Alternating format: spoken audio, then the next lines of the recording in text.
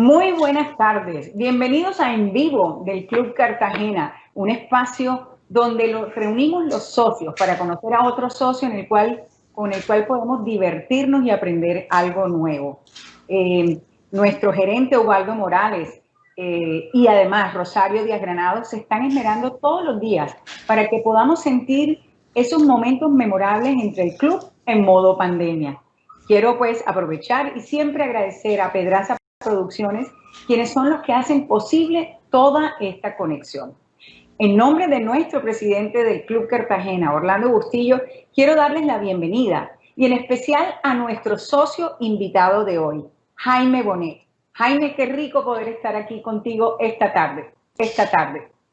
Muchísimas gracias, María Claudia. Gracias por la invitación al club, a Orlando, a todos, por Rosario, por haberme tenido en cuenta para esta invitación. Es un placer estar aquí y conversar con ustedes.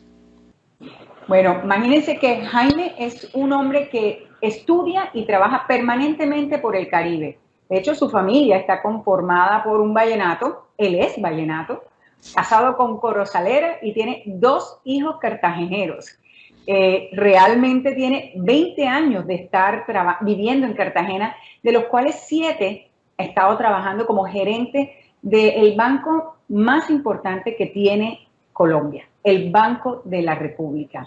Jaime es economista y es doctor de verdad. Tiene un doctorado en planeación regional de la Universidad de Illinois. Además, es columnista del Universal, conferencista y sé que consultor de muchísimas personas que en su tiempo libre les encanta trabajar y entender un poco mejor lo que está pasando en el país y en la ciudad.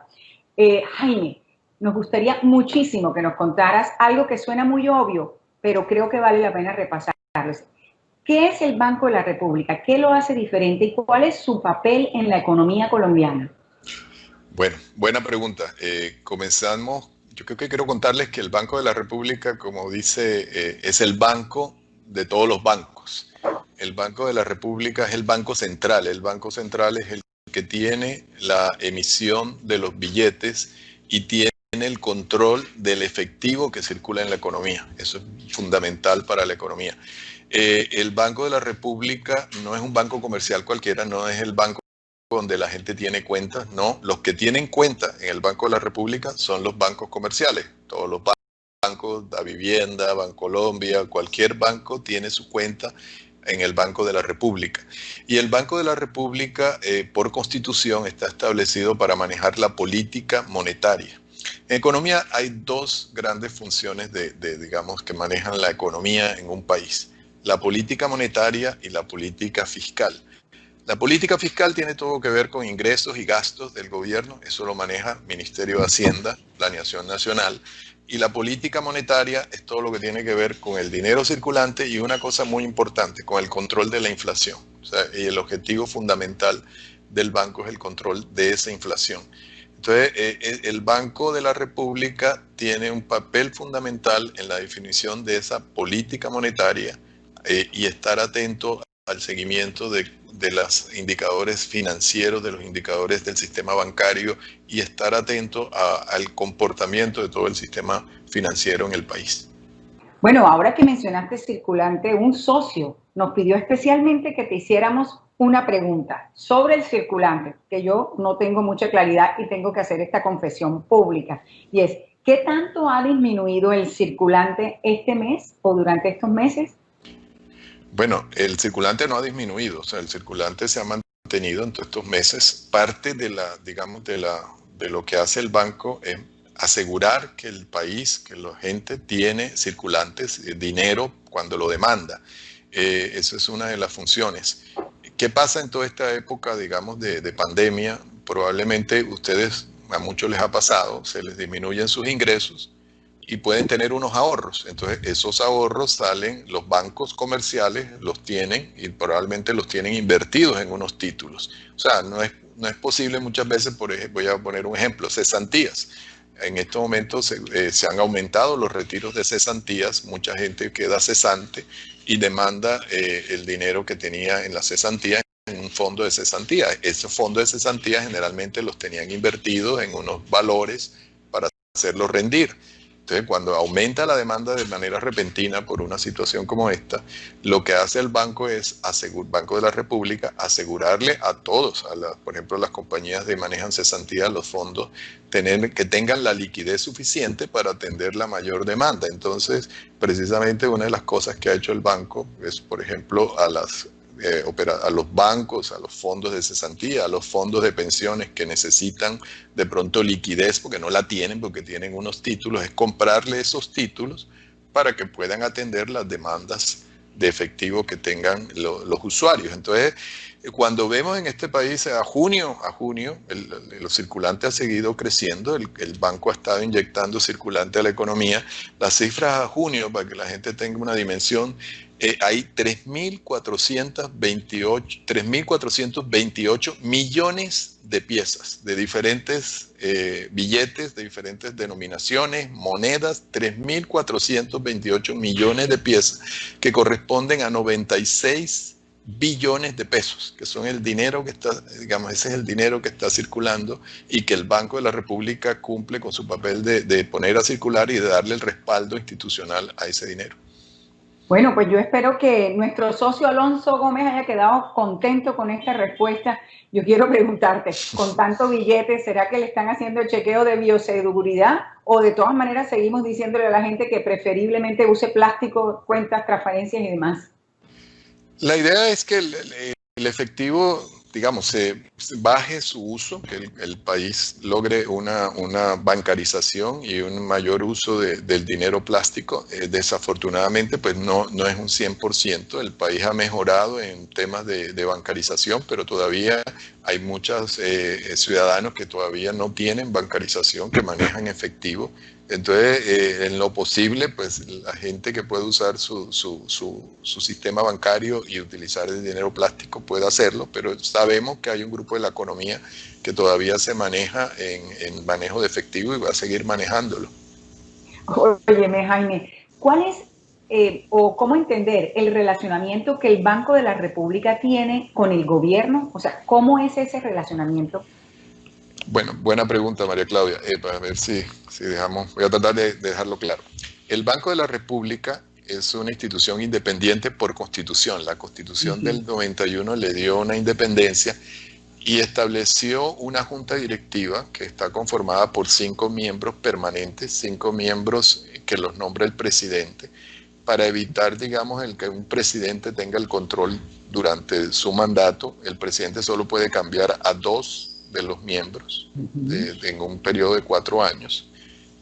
Además, esos son elegidos, son seleccionados por 4 años, tienen un periodo fijo de 4 años cada miembro de la Junta. La idea es que trabajan de manera independiente y tienen, además, pueden ser renovados por otros periodos, por 2 periodos más, o sea, pueden estar máximo 16 años al frente de la Junta, pueden cambiar.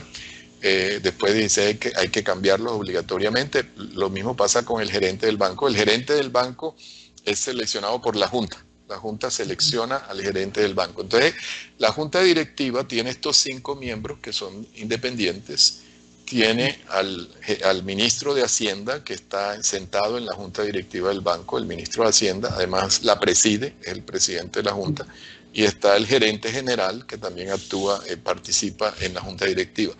¿Qué pasa con la coordinación? La idea es que precisamente hay una coordinación entre esta política monetaria y la política fiscal, que es la que te había comentado que maneja el ministro de Hacienda, y por eso tiene un asiento dentro de la Junta Directiva del Banco de la República, el ministro de Hacienda, para trabajar en una política coordinada entre la política monetaria y la política fiscal. Son las dos, digamos, grandes herramientas de la política que trabajan en este campo y a nivel nacional y que deben trabajar de manera coordinada, y eso es como se trabaja en la coordinación con el gobierno nacional, dándole independencia al Banco de la República para el manejo y la toma de decisiones en política monetaria. Bueno, interesantísimo, porque definitivamente los gobiernos pasan y todo el tema económico, fiscal del país, pues necesita mucho más estabilidad, entendería yo. Bueno, yo quiero preguntarte de un tema súper profundo a un tema light. Cuéntame, ¿cuál es tu comida preferida del Club Cartagena? En el club, los fritos.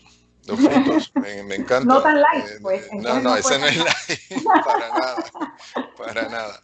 Los chicharrones, me gusta mucho ir a desayunar al club, los desayunos del club y lo tengo como, bueno, cuando tengo algún invitado que viene a Cartagena y necesitamos hacerle una atención, vamos a desayunar al club.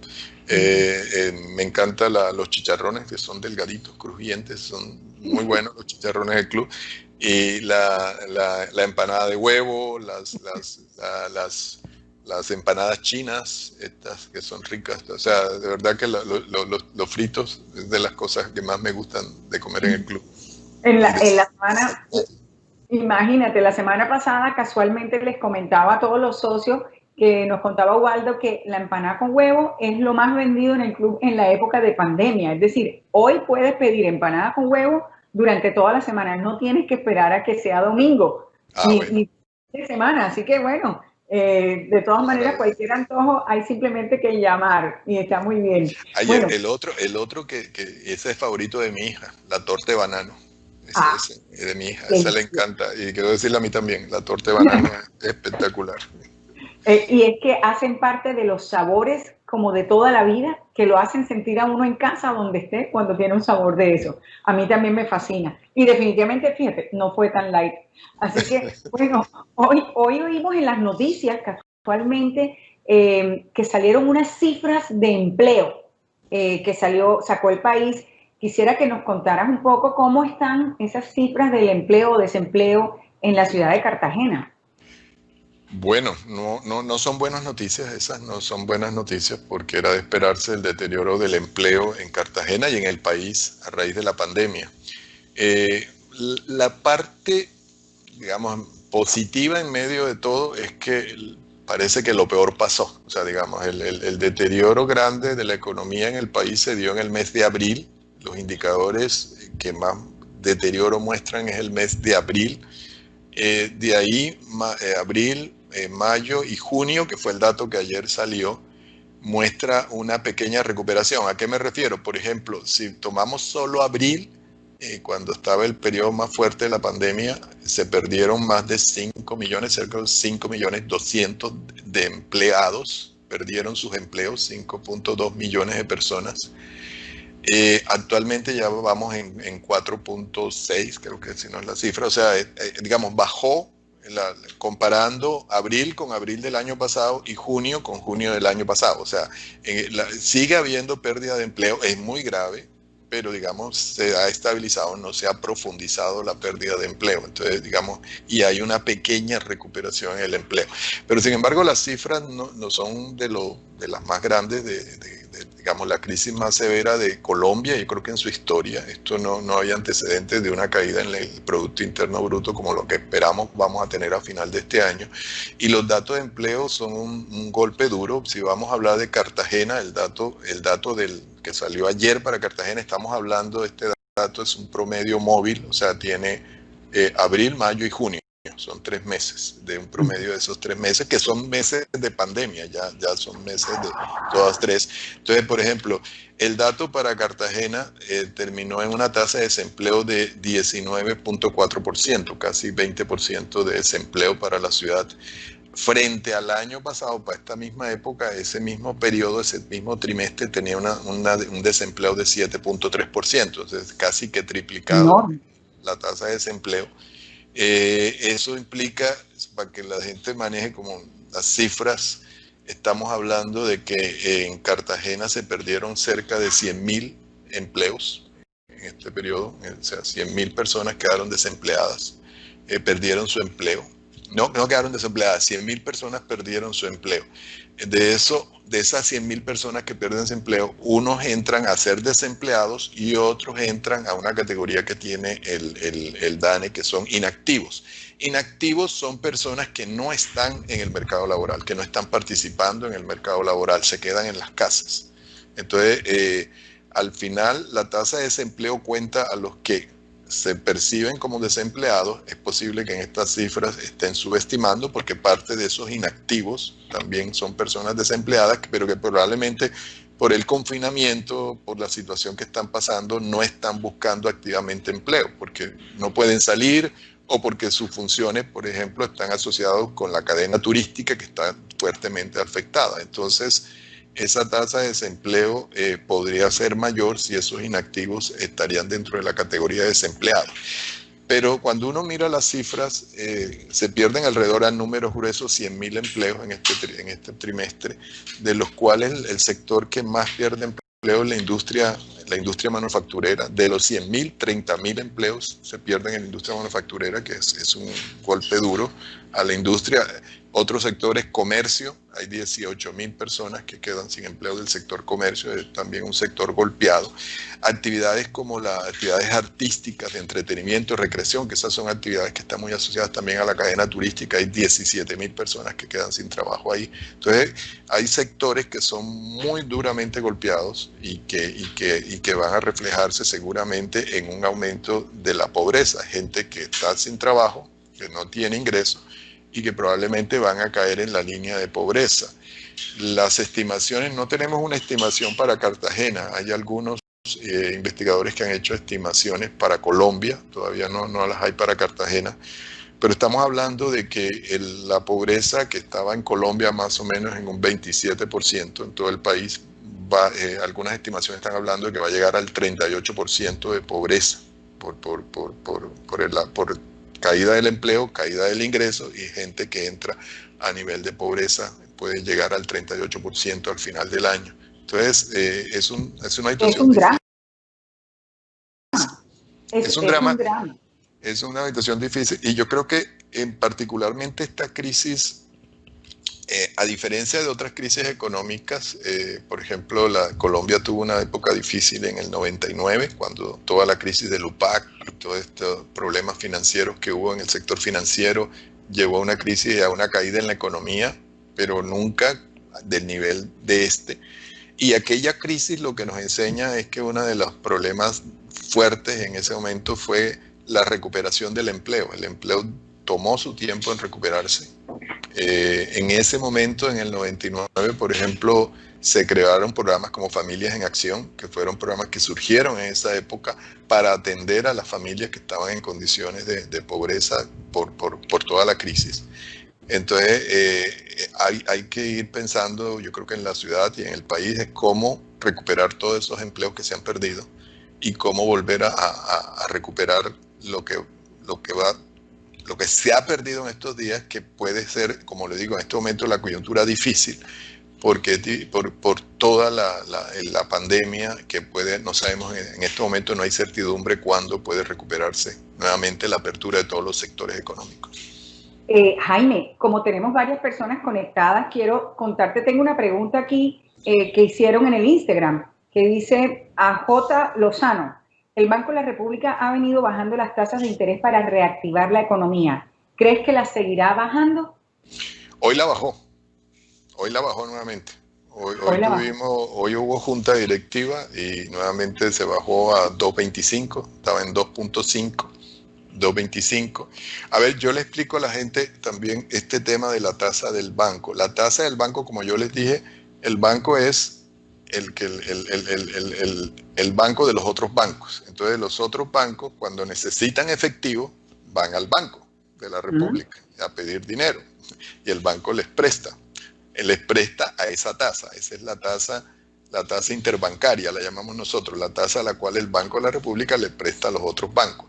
Lo que uno espera y el banco espera es que esa tasa, y está demostrado, se vuelve referente en el mercado bancario, porque a partir de ahí se mueven las otras tasas. No es una transmisión inmediata, toma su tiempo la transmisión de la bajada, que el banco baje la tasa hasta que se refleje en los bancos comerciales, pero es un proceso que se va dando con el tiempo y que yo creo que va a ser positivo para la economía. El banco, básicamente hoy, las decisiones de la Junta Directiva lo que apuntan es, por un lado, la inflación está bajo control, de hecho, está por debajo de la meta. El banco había establecido como meta el 3% de inflación. Eso hace que ahorita la meta, están hablando de que la tasa de inflación para este año puede cerrar entre 1 y 2%, dice el informe técnico que hizo el Banco de la República hoy. Y entonces eso le da flexibilidad para que el banco pueda bajar las tasas, porque digamos no hay un problema en este momento de inflación, estamos bajando los precios, la inflación ha bajado y eso hace que el banco pueda subir las tasas y también tratando de reactivar la economía. Como te digo, yo creo que va a tomar un tiempo porque en estos momentos también la reactivación depende del tema de la pandemia, de cómo los sectores económicos pueden volver otra vez a operar, hasta dónde, cuándo pueden volver a operar en condiciones normales y eso va a tomar un tiempo que no sabemos en este momento con certidumbre cuándo va a suceder. Jaime, volviendo un poco al tema de empleo, cuando hablabas de un gran grupo de personas que están inactivas, asumo que hay un gran porcentaje de las mujeres. Es un tema de la participación de la mujer en el mercado laboral y hay mucho que se habla. Cuéntanos un poco más cuáles son esas cifras. Eso lo hemos venido analizando en el grupo de nosotros, porque una de las particularidades que tiene el mercado laboral de Cartagena es que Cartagena tiene una baja tasa, lo que llamamos los economistas, la tasa global de participación. Quiero un poquito hacer una explicación de qué se trata. Por favor. A ver, ¿cómo se calcula todo esto de empleo? Uno tiene una población total en Cartagena, voy a decir números, de alrededor de 1 millón de personas, vivimos en Cartagena. De eso luego viene la población que está en edad de trabajar, porque algunos ya son niños o adultos, se calcula la población que está en edad de trabajar. En Cartagena, en edad de trabajar ahorita, hay 826.000 personas. Pero de esas 800 mercado laboral que se está ofreciendo, que está buscando trabajo activamente, esa es la población económicamente activa. Y eso da la tasa global de participación, es la participación que tiene la gente que está en edad de trabajar y participa en el mercado laboral. Cartagena tiene una cosa muy particular. La tasa global de participación es baja, inclusive antes de la pandemia. Ahorita con la pandemia ha bajado mucho más. Para que tengamos un referente, por ejemplo, en este momento la tasa global de participación es el 48%, o sea, el 48% de la gente que está en edad de trabajar está en el mercado laboral, está participando en el mercado laboral, ¿ok? Ya sea trabajando o buscando activamente trabajo, 48, pero fíjense que en las 13 principales ciudades esa tasa es el 57%. O sea, ahí hay algo, inclusive, fíjate, antes de la pandemia, o sea, hace un año, en Cartagena era 57%, pero a nivel nacional era 66%. Entonces, ¿qué pasa? Las mujeres aquí... Aquí hay un grupo fuerte que es que hay gente inactiva que cuando uno... ¿Quiénes son los inactivos, María Claudia? Son los estudiantes, claro, que están en edad de trabajar, pero que están estudiando, normal. Hay personas, por ejemplo, que pueden estar pensionadas ya y que no están en el mercado laboral, están retirados. Pero hay un grupo que es hogar y ahí están muchas mujeres. Y ahí es donde Cartagena es muy particular porque tiene unos inactivos en el hogar muy alto, muy alto. Y eso es algo que hemos analizado en el grupo, que me dicen, bueno, que los cartageneros son machistas y no dejan que las mujeres vayan a trabajar, pero yo digo, pero en Barranquilla no creo que sean, o en Sincelejo o en Valledupar, y las tasas de, digamos, los inactivos mujeres aquí son más altas que los que son en Barranquilla o en Valledupar o en Riohacha. Entonces, hay algo hay algunos trabajos, uno del profesor Dewin Pérez, que es hoy el secretario de Hacienda, él ha hecho un análisis de esto y mira cómo en general las tasas de desempleo de las mujeres son más altas y eso puede llevar a que la mujer, digamos, pierda interés en participar en el mercado laboral porque no consigue trabajo. Pero la tasa de desempleo de las mujeres es alta en todo el país también, no es una cosa particular de Cartagena. O los salarios de las mujeres, desafortunadamente, también siguen siendo menores que la de los hombres. Hay algo muy particular en Cartagena que hace que las mujeres participen poco en el mercado laboral y eso hace que las tasas de desempleo sean menores. Fíjate que Cartagena, aún con ese 12%, con el 19.4% que termina con tasa de desempleo ahorita junio con la pandemia, en las 13 principales ciudades el 24%. O sea, Cartagena de todas maneras tiene una tasa de desempleo porque tiene un grupo de inactivos que están fuera del mercado laboral y el DANE no los está contando. Los inactivos, para que tengas una idea, actualmente inactivos en Cartagena son 425.000 personas. Imagínate.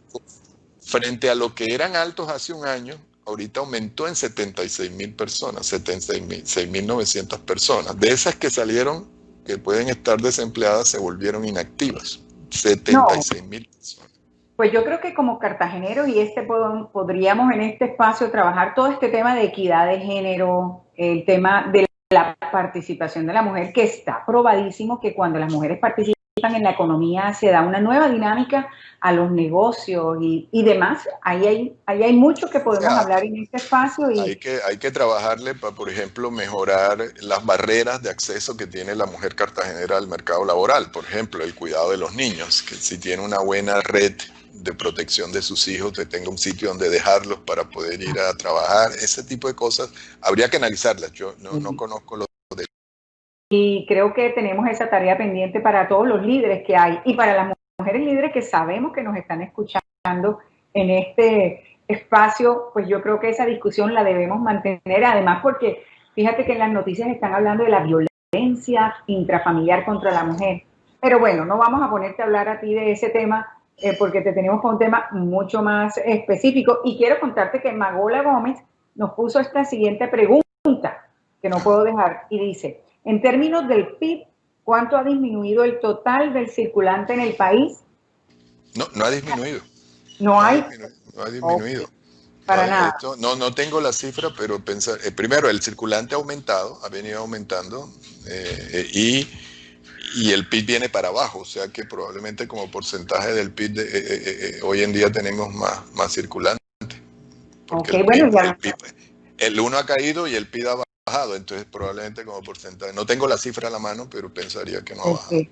Bueno, y sabemos que el gerente del Banco de la República no va a dar nunca un dato aproximado. Él da la fecha que tiene el dato exacto, así que no te preocupes, que lo entendemos perfecto. Y hablando de circulante, no sé si mencioné que la semana pasada, una socia, creo que fue la Prince Martínez, mencionaba que doña Tera Pizarro llevaba al Banco de la República los billetes viejos y los cambiaban por nuevecitos para entregarle a los nietos. ¿Eso todavía se puede hacer en el banco, Jaime? No, ya no tenemos ese rol del banco. El banco viene trabajando, ahorita ya no tenemos la tesorería, que era donde se hacían. Yo sé que muchos cartageneros y muchos me añoran esa etapa. Ellos he hablado con varios, y doña Tera, bueno, y Raimundo, que son nuestros vecinos en el edificio. Entonces, yo creo que el punto es que ahorita el efectivo del banco lo distribuye a través de los bancos también. O sea, tenemos distribución a través de los bancos comerciales. La provisión de efectivo se hace a través de los bancos comerciales, a través de las transportadoras de valores. El banco tiene, digamos, unas unidades de efectivo nuevo en las transportadoras de valores. ¿Cómo llega el circulante en este momento? Bueno, el banco tiene una central de efectivo, eso está en Bogotá, donde se hace la fábrica de billetes. Las monedas se fabrican en Ibagué, la fábrica de monedas está en Ibagué. Y ese se distribuye a través de los bancos comerciales. Los bancos comerciales a su vez distribuyen a todos sus sucursales en todo el país. También, por ejemplo, una manera fuerte de circular efectivo nuevo es con los peajes. No sé si ustedes han pasado que los peajes generalmente son billetes nuevos, no le dan mucho, párenle bola. No me he dado cuenta. Pero en los peajes a través de las grandes superficies comerciales. Estos grandes supermercados son también unos clientes donde ellos tienen con sus transportadoras de valores. Entonces, cuando hay billete deteriorado, se reemplaza con el billete nuevo que tienen los transportadores de valores para reemplazarlo. En este momento hay varias compañías, está la Brinks, está la G4S, está Prosegur, todos tienen esos dineros que mantiene el banco, y en la Brinks hay una oficina para cambio de efectivo que se puede hacer también. La gente puede acercarse a la Brinks y allá ofrecen el cambio de efectivo. Si quieren billetes nuevos, si quieren menudos, si quieren todas esas cosas, las pueden hacer a través de esta oficina. Bueno, buenísimo, cambian los tiempos y las formas, así que está buenísimo. Bueno, pues nos habías contado pues que el banco se encarga de manejar los temas de inflación del país, pero sabemos que el Banco de la República es un banco que va mucho más allá y que tiene otras funciones no típicas de un banco. Una de ellas son las actividades culturales. Y ahora es muy común que encontramos a mucha gente en los chats buscando y preguntando qué película de Netflix me veo, pero sabemos que el banco tiene un portafolio y una cantidad de cosas grandísimas e importantísimas de un acceso permanente. Yo quisiera que me contaran un poco en general qué es eso y en especial un programa que sé que te gusta mucho y que es súper interesante que se llama Leer el Caribe. Ujú. Sí, el banco tiene eso es una actividad cultural impresionante, es muy particular. Los bancos centrales no tienen esa función. El Banco de la República, por tradición, ¿cómo comenzó? Un poco la historia. Haciendo los estudios económicos, se dieron cuenta que fueron construyendo una biblioteca muy importante pues, en ese momento. De ahí surgió, de una colección de libros que había muy buena, surgió la Biblioteca Luis Ángel Arango, que es la principal biblioteca del país. Con los años se ha convertido en la principal biblioteca. Y se fueron abriendo bibliotecas en las diferentes sucursales. Aquí en Cartagena tenemos la Biblioteca Bartolomé Calvo, que ya tiene 40 años de estar funcionando. La biblioteca entonces en el banco, bueno, de las actividades culturales tenemos varias. Una, Ok, el tema de la red de bibliotecas. Y quiero invitarlos a todos, si pueden entrar al portal de la BLA, de la Biblioteca Luis Ángel Arango, la BLA, si buscan Luis Ángel Arango en bla, Google, bla. Ok, la BLA, Biblioteca Luis Ángel Arango. Si la buscan, Biblioteca Luis Ángel Arango en Google, ahí va a aparecer el fichero, la colección. La biblioteca en este momento está cerrada, pero tenemos una gran cantidad de colección virtual que puede ser consultada en estos momentos. O sea, la colección virtual puede ser consultada y tiene todos los servicios. También los invito a seguir a Banrep Cultural, que es la red de los servicios culturales del banco. En Instagram, por ejemplo, en estos momentos hemos sido un suceso el Banrep Cultural, que tiene toda una creación de nuevos productos y está en este momento en conferencias. Por ejemplo, les recomiendo ahorita, de verdad que es una producción muy buena, todas las conferencias que se están dando en el tema del Bicentenario. El Banco de la República tiene una programación sobre el Bicentenario que es bien interesante, que va más allá de, yo diría, les invito de verdad a conocerla, más allá de lo tradicional, no es solo el bicentenario pues, del 20 de julio de la cosa, va más allá. Están mirando, por ejemplo, hay varias conferencias sobre los roles que tuvieron las diferentes regiones en la independencia de Colombia. Es bien sabido que la independencia pues, no se selló solamente con la independencia de Bogotá, sino que los españoles y en Cartagena pues estuvieron mucho más tiempo y luego Santa Marta y luego Riohacha. Entonces estamos contándole a la gente esa historia, que no es la independencia duró, no fue en el 1810, sino que se prolongó por muchos más años. Entonces, hay otra historia fantástica que tiene la producción del Bicentenario, que es el rol de las mujeres, cómo las mujeres participaron en ese proceso de la independencia, diferentes mujeres en diferentes roles, ¿no? Algunas que acompañaban al Ejército Libertador, haciéndoles la comida, haciéndolos de enfermeras, hacían también de llevar mensajes a otros, porque las mujeres tenían más libertad para moverse y ellas llevaban información a otros frentes de batalla. Hay bien interesante la participación de las mujeres, la participación de los afrodescendientes también en la independencia, la participación de los indígenas, algunos a favor de la independencia, otros en contra, porque había de todo eso se consiguen estos grupos y la historia de la independencia del Bicentenario para el Banco de la República va mucho más allá. Eso todo está ahí en las redes y puede ser consultado. Hay varias conferencias que en este momento. En Cartagena, el programa...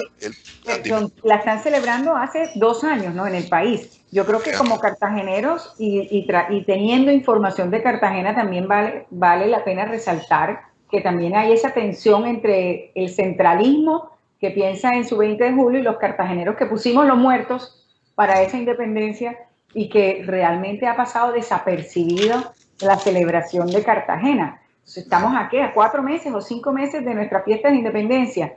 ¿Va a ser el banco algo más especial allí?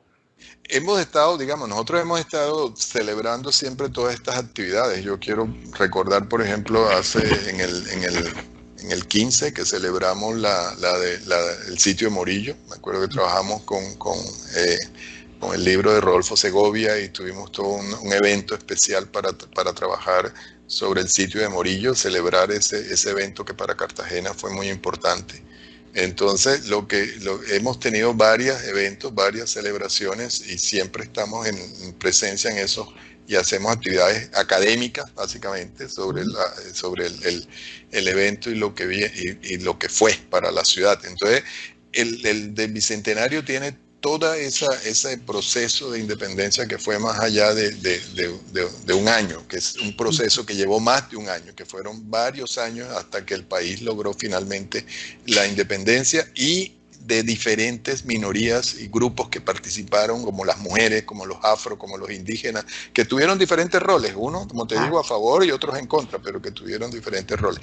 En Cartagena también, bueno, yo quiero hablar un poquito ya específico ahorita, que tú me preguntabas de Leer el Caribe, es uno de mis programas favoritos que hacemos en Cartagena, es un programa de promoción de lectura que hacemos desde hace 15 años, con Jorge García Usta, y que tenemos varios socios. Quiero decir que no es exclusivo del Banco de la República, tenemos un grupo que participa en esto, la red de profesores de lengua castellana, por ejemplo, del distrito, que son excelentes, nos colaboran muchísimo. Ellos, la Secretaría de Educación, la Universidad de Cartagena, Cuatro Gatos, la Corporación Cuatro Gatos, tenemos varios socios que participan en esto y que construimos ese programa.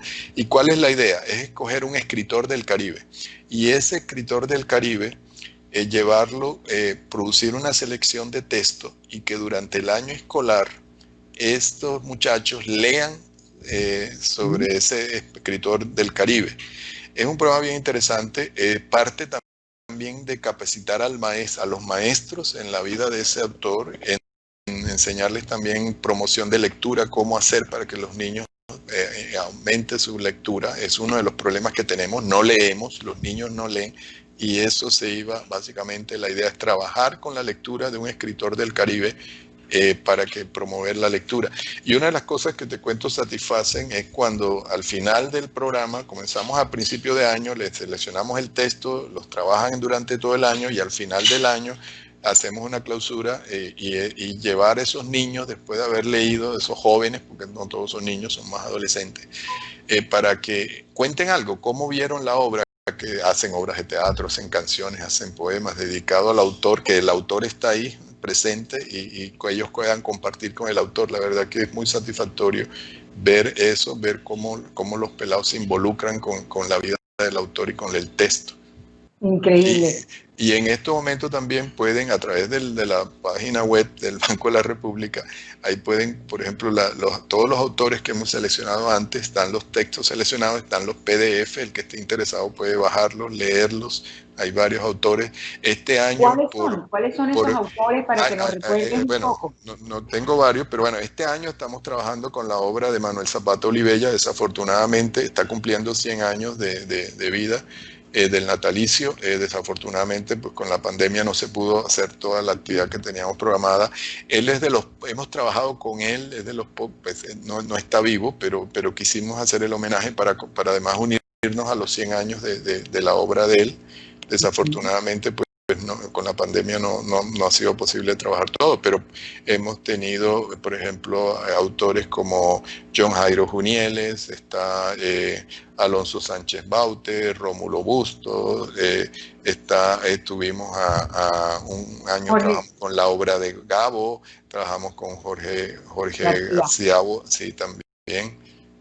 Ha habido varios, Julio Oliciregui, está Fanny Buitrago, está otra mujer que fue Hazel Robinson, que es una escritora sanandresana excelente, que ese también recuerdo que fue un año muy bonito, porque para los niños de acá, conocer estas obras de Hazel Robinson, que es sobre la vida en San Andrés, y entender cómo era la vida en San Andrés y todo eso fue fantástico. Entonces es un programa bien bonito, y ver cómo los jóvenes se involucran en él. Pues interesantísimo el ejemplo y el tema de reforzar la identidad caribe. Bueno, quiero contarte que está Guga Haddad, que te manda saludos de Brasil. Está mandando aquí, tenemos conexiones de todas partes del mundo. Gina Ordojoy, que también es interesante lo de la red virtual. Buenísimo Sí. todo este tema. Lo de leer el Caribe sé que es un proceso transformador en ese gran problema de la comprensión lectora, definitivamente. Pero me gustaría también que me contaras, digamos, la biblioteca en este momento está recién remodelada, tengo entendido. Sí, sí, desafortunadamente nos tocó la pandemia, pero la habíamos inaugurado en diciembre justo. El banco hizo una inversión que nos tuvo cerrada el año y en diciembre abrimos nuevamente. Los invito apenas pase esto, vuelvan, porque la biblioteca quedó muy bonita. Hicimos una renovación de toda la infraestructura de la biblioteca. Está en servicio. Tenemos también el Museo del Oro Zenú, que Ay, es que otro, me adelantaste.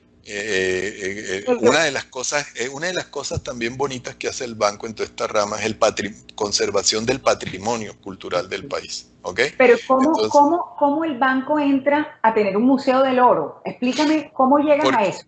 porque el banco inicialmente, el país era el único comprador de oro que había en el país. Entonces, también fueron vendiendo piezas de estas precolombinas que aparecían los huaqueros y las llevaban a la venta en el Banco de la República. Y pues cuando ya comenzaron a ver estas obras, dije, no, esto no se puede fundir, esto es una obra valiosa. Y comenzaron a ver y de repente el banco tuvo una colección que un gerente decidió, bueno, hay que hacer un museo porque esto hay que mostrarlo. Tenemos una colección de obras precolombinas excelente y ahí se formó el Museo del Oro en Bogotá, que fue el primero. Luego, en los años 80, en La Mojana, aquí se especializó en el oro zenú, en la cultura zenú, entonces el museo hace parte de esa cultura zenú que cuenta todo eso. En estos momentos está en renovación, estamos haciendo un cambio total de la infraestructura del edificio, actualmente está parado también la obra, ya habíamos comenzado la obra de renovación, vamos a cambiar el guión de todo el museo. Vamos a mejorar la infraestructura, temas de movilidad que ya tenemos que resolver, el segundo ascensor para el segundo piso, o sea, vamos a hacer toda una obra importante. El museo, para que la gente no sepa, por ejemplo, es un museo que cuando estábamos abiertos, tenía alrededor de 240,000 visitantes al día. Actualmente tenemos una sala temporal que también los invito, ahora que volvamos a la vida normal, a visitarla. Es una sala más pequeña, pero que queremos mantenerla para mantener la presencia del Museo del Oro aquí en Cartagena. Y es una colección muy bonita porque tiene una muestra del oro de todo el país, no solo Zenú. Nos movemos desde colección desde el sur del país hasta los Taironas y cómo las diferentes comunidades prehispánicas trabajaban el oro, qué elementos tenían, qué figuras trabajaban, así que es una colección bien bonita que está ahorita a disposición. Jaime, también estás con un proyecto con el Museo de Arte Moderno. Me estabas comentando que tienen algo que están trabajando. Parte de lo que hacemos, como dijimos, es preservación del patrimonio. Entonces, dentro de esa trabajamos en preservación de patrimonio. Y en este caso, hemos tenido una relación con el grupo del Museo de Arte Moderno con el grupo Conservar, hacer un inventario de las obras del Museo de Arte Moderno. El Museo de Arte Moderno tiene alrededor de 300 piezas y lo que queremos es apoyar con hacer un balance, un inventario de eso, a ver el estado de conservación, tener un registro fotográfico de las diferentes obras, hacer además identificarlos, todo ese gran colección que tiene, parte del patrimonio del arte moderno, inclusive gran parte de América Latina. Yo no sé si todos aquí saben, pero el Museo de Arte Moderno, la colección fundacional fue una colección aquí en Cartagena en los años 50 se hizo, no sé si me equivoco los años, me perdonan los historiadores, se hizo un encuentro latinoamericano de la OEA en aquella época, si no estoy mal, y hicieron una exposición de artistas contemporáneos de ese momento de toda América Latina. Esa colección que quedó aquí en Cartagena, que se lo donó a la ciudad, luego fue la colección fundacional del Museo de Arte Moderno. Entonces, no es solo, digamos, la colección que tiene muy importante del Caribe y de Colombia, sino también esa colección de América Latina, pero también tiene obras de Grau, de Obregón, de tanta gente, de Cecilia Porras, ¿no? Quiero decir un nombre, ahorita me voy a... seguro se me van muchos porque es una colección muy brillante, muy buena, y lo que queremos es trabajar en la preservación del trabajo, así que espero que ya a fin de año ya se pueda entregar ese inventario. Y trabajamos, por ejemplo, otra cosa que estamos haciendo y que lo estamos haciendo con el periódico El Universal, en la preservación del el material más antiguo que está en... ese no está microfilmado ni está guardado. Entonces en este momento estamos trabajando con el Universal, comenzamos con Pedro Luis, ahora estamos con Nicolás trabajando en que esos periódicos, los más viejos, los iniciales, estamos haciendo una preservación, se está haciendo microfilmación. Entonces, por ejemplo, esa colección va a ser poder consultar en la biblioteca Luis Ángel Arango, en la red de bibliotecas, en toda la red. Es importante que entiendan que es un concepto de red. El banco tiene alrededor, toda la colección pues supera el millón de ejemplares en toda la red de bibliotecas. Y esa, además de las virtuales. Y todo eso con una afiliación a la red. Por ejemplo, si ustedes necesitan un libro que está en Bogotá o que está en Leticia o que está en Riohacha, aquí se le trae hasta Cartagena.